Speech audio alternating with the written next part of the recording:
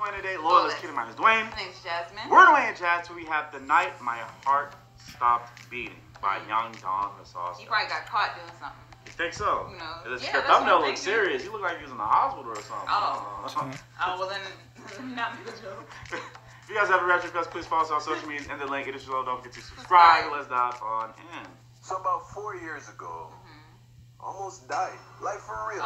No clickbait, no classic YouTuber exaggeration. About 4 years ago, my heart stopped no in lie. the emergency room of a California hospital, and I almost died. So let's just jump right in, shall we? Jeez. So you remember Bianca, right? From the "This Girl Was Trouble" and "I Wasn't Ready to Be a Dad" videos? Well, this happened during that little fiasco. So you might want to go watch those videos if you want to get the full context. So one night, I snuck Bianca into my room, as I had done a few times, so that we could get it cooking in the kitchen. You feel me? And I was in my bag that night. Okay, so I'm in the kitchen chefing like a young Gordon Ramsay, and then we come to the end of round one. So now it's halftime, right? Which means it's time to get some refreshments, right? Got to restore the electrolytes, got to get some fruit snacks in me, get some water, replenish, refuel, recharge. Refuel.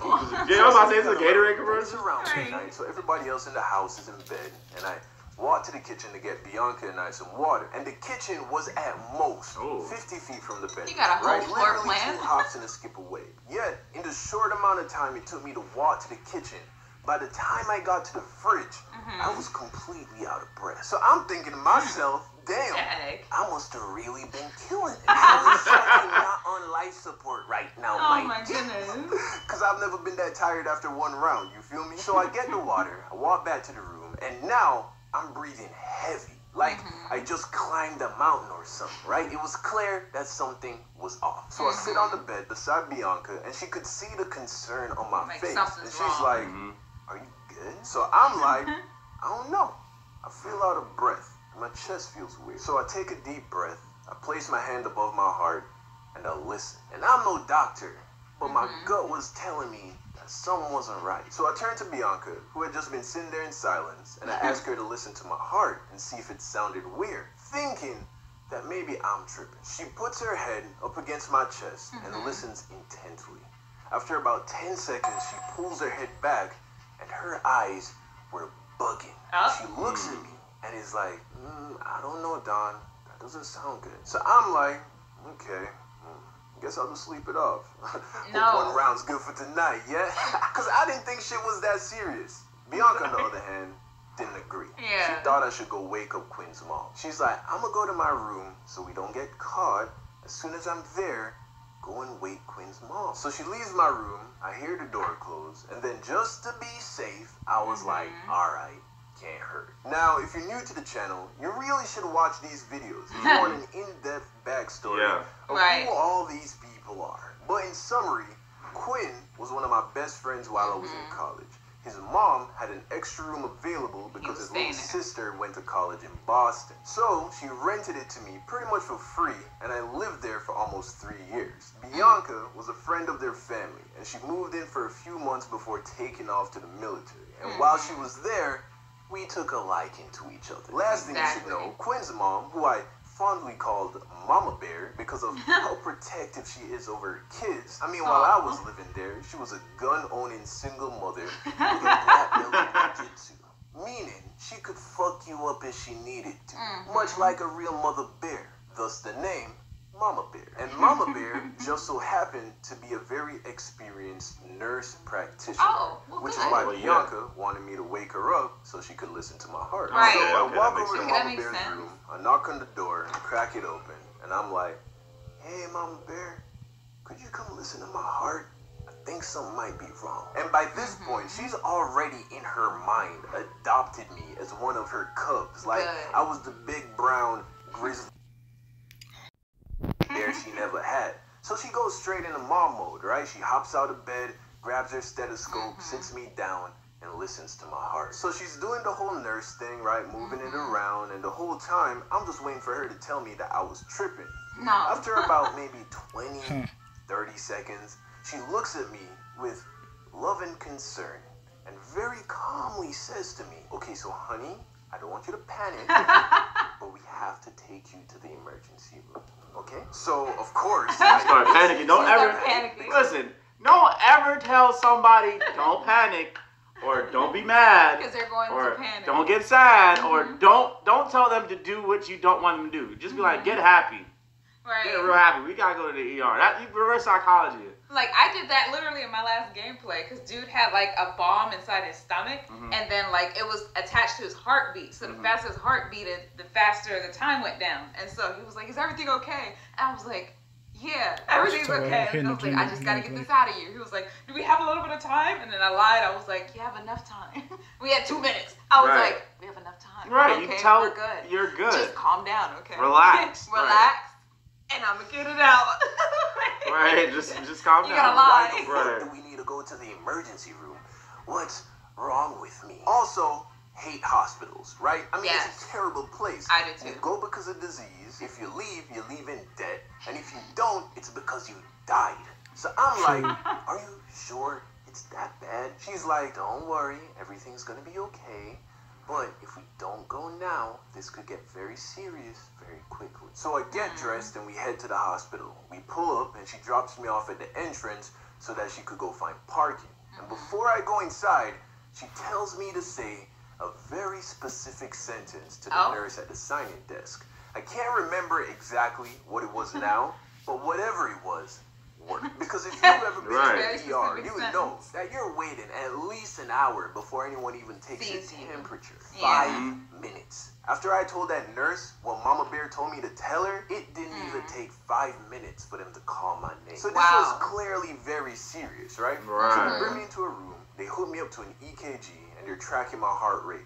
And up until this point, no one has told me what's going on. Not even Mama Bear, right?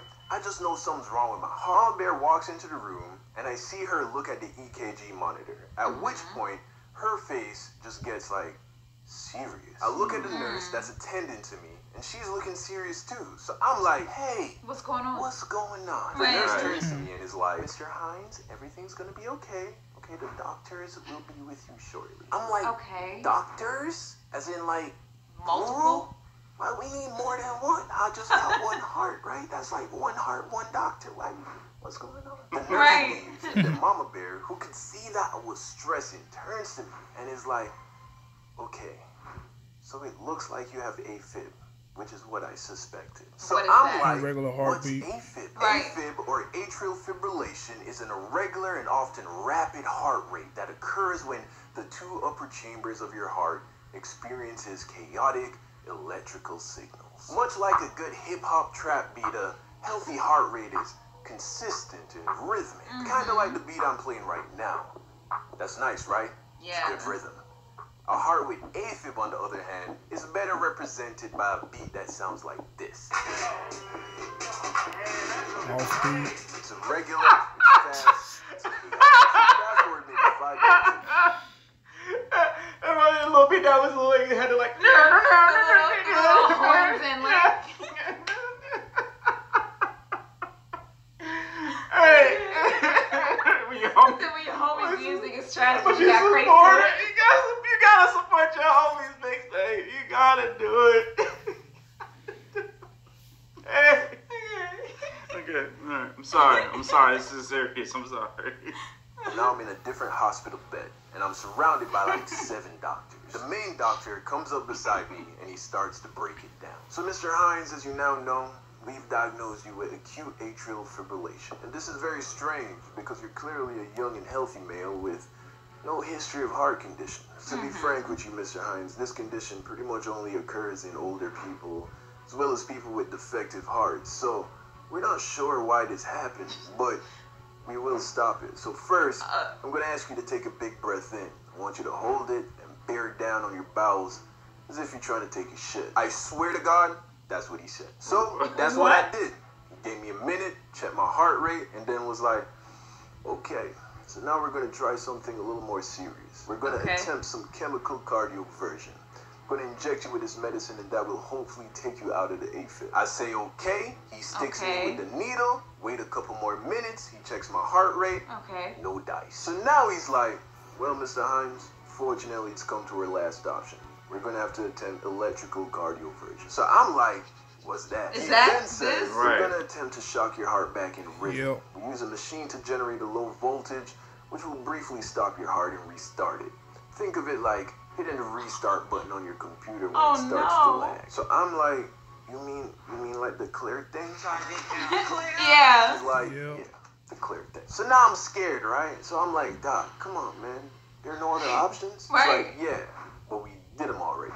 Remember? So I'm like, oh, well, Damn. what if we Oh, didn't want to no. do it then? Well, seeing that your heart rate hasn't dropped under 100 BPM since you've been here, this has been persistent for what now? About an hour, with no signs of slowing down. Also taking into account that previous attempts of cardioversion failed, my best You could estimation die. is that a blood clot will eventually form in one of the upper chambers of your heart, which will eventually escape and make its way to your brain, at which point you will suffer a stroke. Best case scenario, you will have partial paralysis of your body and face. Worst case scenario is death. So what would Yeah. you like to do? So how exactly does this shit? What part goes on my chest? What would you Yo, like to do? Shock me, nigga, shock me. So they apply that to my chest, they hook me up to the machine, and then they hit me with some anesthesia. They told me I wasn't gonna feel anything, and that I should count to 10. So I start Oh my counting, and by the God. time I get to 8, I was waking up to a very happy mama bear. I turned to her, and I'm like, so are they gonna do it? And she's like, oh, honey, they already did it. I'm Oh. like, no way. She's like, "Yep, and your heart's back in rhythm. They released me that night, and it hasn't happened ever since.